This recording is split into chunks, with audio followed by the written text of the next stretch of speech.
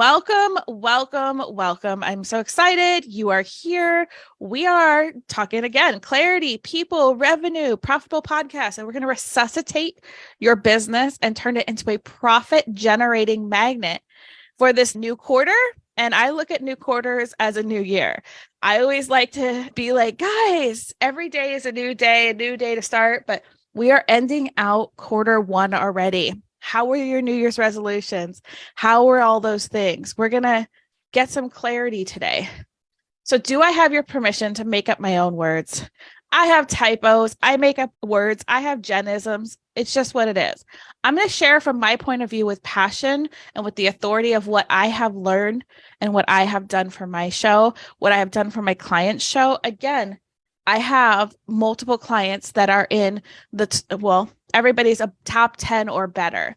I am producing 27 episodes a week right now between my shows and my client show. So I have a lot of skin in the podcasting game. Sometimes I have to pause for a moment to get grounded because I get overly excited and I just push and I push and I push. And it gets a little overwhelming. I have been called out by this, by my best friend, by my mom, by everyone. So if I take a moment and I come back, just take a breath with me. Let me calm down a little bit because this is some exciting stuff. And I'm going to tell it like it is and I'm going to share from my heart. If you have other opinions, I want to know them. If you have feedback, I want to know it because I can't get better. I can't serve you unless you share with me what you have going on. So what we're going to cover today is what priorities do you have and are you currently honoring them? You're like, Jen, but you're reviving my podcast. If you are pushing something out that is out of alignment, your show is going to die. Your business is going to die. It's just going to feel like a whole bunch of poo-poos. We don't want you to feel like it's poo-poos. So I want you to do that. We're going to talk about resuscitating your fire, that inner fire. Discover who you are and what you really actually want for building your course and a podcast. Why is this important and related to podcasting? So all these things, you're like, Jen, you wanted to do all this. The foundation is the biggest hole I find when I work with coaching clients and with my production clients. We get so far off topic. We have had so many different gurus telling us to do different things. And if I'm not your guru, great. I don't care. Find one that mates with you because that's what it is. Somebody who has the lifestyle. I would not personally, what I've learned is go too far in advance. So for me, when I started hiring millionaire clients, I felt like I got lost in the shuffle because they didn't remember what it was like to be putting out your first ads, to be doing all the things because now they have a whole team, they set it and they forget it. And I feel that inside of programs. So I really want you to, that's why we're talking about this and rediscovering where you are, whether you're going to hire a coach, build your business, think about where your client is. And as you grow, it might be worth growing your business with it. I used to help a lot of podcasters and all of my trainings were on podcast launching. As I've grown, yes, I did just launch another podcast 10 months ago. Yes, I do launch podcasts almost every month, bringing on new clients, helping them and supporting them with it. But I really enjoy helping the growth piece, the getting the money, the getting it clear so that we can start creating these magnets that bring people in. So why get clear? You hear it all the time. If you're not clear, people don't know what you have. And I'm finding this every time. So every time I level up my programs, I do have to tweak who I'm talking to. I have to tweak that I'm talking to a podcaster now, somebody with a podcast or a little bit further along in their journey, maybe has 2 or 3 episodes. At least it's been launched. That's who I'm talking to. Does that mean that people that haven't launched aren't going to come in? No. But you got to talk to your one person. And that was one of the things. I had a conversation with the Dave Jackson from School of Podcasting, one of my mentors. And he was like, you do it really well. You talk to one person. You don't talk to many. You've got to be clear and not so scared of leaving some people behind, because that is where your podcast just goes to die, where it goes to hit that pod fade. And I truly want to be that cure for pod fade. So what happens when you're not clear? Well, you become overwhelmed. Oh, this is what your desk looks like. Well, maybe not with taxes and urgent. This looks like somebody who's having a rough time financially. But yeah, you might be having a rough time financially because you're overwhelmed. You're doing all the things, you're following all the gurus, you're showing up in all the different places. I'm really into this. Let's break this overwhelm cycle, because this is one of the top things I'm seeing of people pod fading out. There's the overwhelm. They're making it too complicated. Their show isn't growing and they're not making money from it. There's the top 3 reasons why people are like, screw this, I'm out of podcasting, and why podcasting has 4 million index podcasts and only 250,000 active podcasts. Let me repeat that for you. 4 million indexed podcasts and only about 250,000 are active. Holy smokes. So if you think you're too late to the game because there's 4 million podcasts, hey, you're only competing against the 250,000 that are actually active, if that makes you feel better. Maybe you're successful, Sarah. This is what we want. This is what we want. We want to get this idea. I can. And we want to launch things. And I really love being in other like entrepreneurs and coaches spaces and having mentors and having Ina in my life, because she truly has taught me how to have a small audience and be successful with a small audience.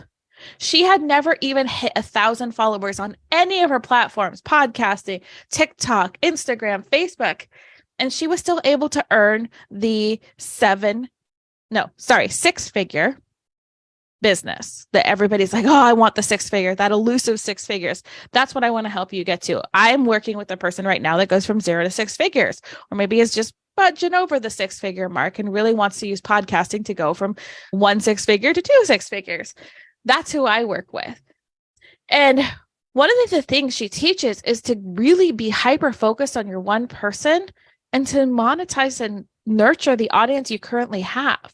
Because even if you have 100 people or less, I can guarantee you that 6% of those people want what you have. So who are you? Which one? Are you overwhelmed, or are you successful, or are you somewhere in between? Which one do you want to be? Well, if you don't want to be successful, Sarah, then you're in the wrong place.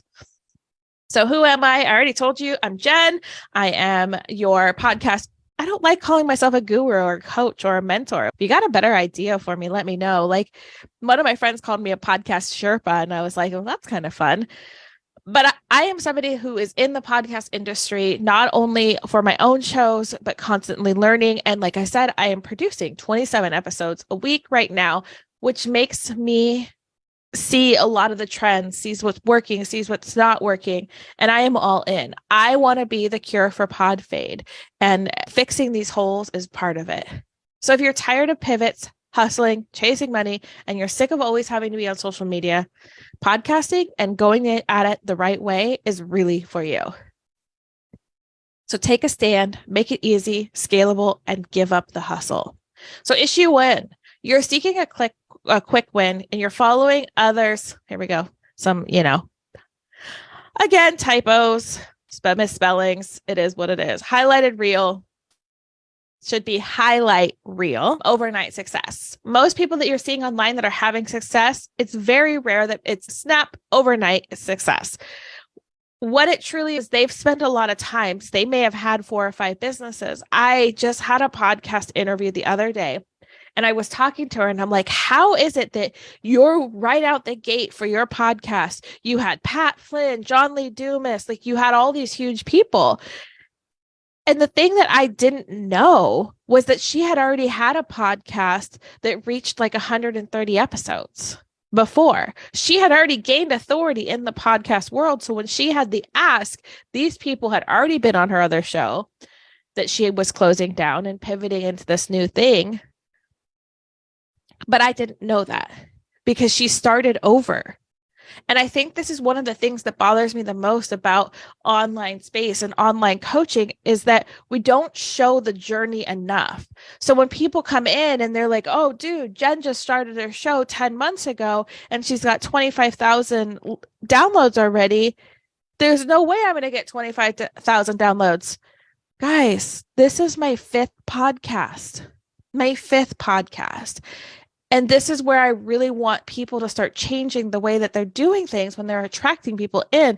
This is my 5th podcast. I am only like, as of right now, if nothing changes, my estimated yearly, whatever, annual income is going to be around $85,000. That's a great wage. But remember, I left my corporate, or I left my government accounting job in 27 end of 2017. So basically I quit after on Christmas of 2017. I have been a health coach. I have been a chronic pain coach. I have been a podcast launch coach. I have done the things. I've been in like 12 network marketing companies. I've done the things.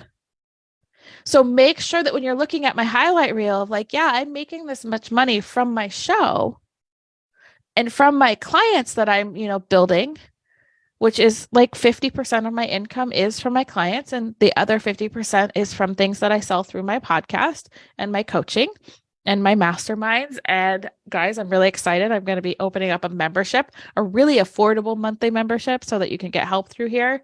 Anyways, I'm just excited about it. I'm really excited what's coming down the pipeline. But I'm not an overnight success. And the people that you're seeing online in their journey in this current moment weren't overnight successes either. So this is one of the big issues. Issue number 2 is fear. You need to go all in. If your boat has a hole in it, duct tape it. Duct tape boat still cross the ocean. I flew an airplane. If you don't know, I'm a pilot. I was afraid of flying. I became a private pilot. There were duct tapes on the wings sometimes. It's fine. But you got to push past that fear. Like, just push past it. You want the fire, you want your internal fire, but these external fires, this external fear of I'm not enough, I'm unworthy, people are going to judge me, I'm afraid to be seen, I'm afraid of this, I'm afraid of that. It's got to change. It's just got to. So you got to go all in, put the duct tape on the holes right now, piecemeal it together. And as you go, each time you pull into port, I don't know why I've gone with boat analogies lately. I haven't sailed. I'm also a sailor. I don't know if you know that. I learned to sail. Anyways, I don't know why I'm in boats right now, but I'm totally needing some like water time or something. But you can get across the ocean with this. And every time you pull into port, maybe you've made a little bit more and you have a little bit of time to take some of the duct tape off and have a real fix done. But you got to just get in that boat, slap some things on, right things with the right strategy. Let's be clear here. Let's not put us into overwhelm and misery again. Because fear is a liar. She or he is one messy person. I was just having this conversation with my therapist, and you have this fear, you have this person X, you have this internal voice that's telling you you're not good enough, you're worthless, people aren't going to buy your thing, people aren't going to do your programs, blah, blah, blah, blah, blah. And a lot of that stems from fear. Fear of people judging you, fear of not being enough. Well, guess what? That person is the person that's mentally unstable on the corner talking about the spaghetti monster that's going to kill us all because it's going to throw meatballs at us and we're going to die. Thank you to my therapist for that wonderful analogy, because now when I hear that internal voice, I think of that internal voice saying, spaghetti monster, meatballs are going to kill us. And it makes everything so much easier. But fear is a liar. Fear is trying to keep us safe, because even if we're safe in this current moment and we're miserable, it's still a known miserable. We could have success taken away. So fear is a liar. So fear keeps you in figure out mode, not messy action mode. If you are finding that you are planning and buying calendars and creating content calendars, but you're not actually putting out the stuff, you're afraid to be seen, and it's fear and it's keeping you in figure out mode.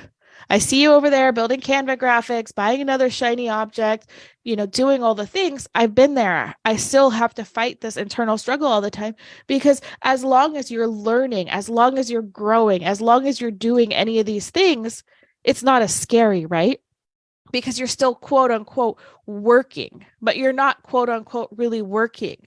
You're just remaining busy, and busy is going to lead to overwhelm, because you're not going to actually get the time, the effort, the money, all the things that you desire. It's just not going to happen. When we get the answers to get clear and get a soul aligned purpose and create a step-by-step messy action plan and then take action. Because with clarity, the content, this should be flows.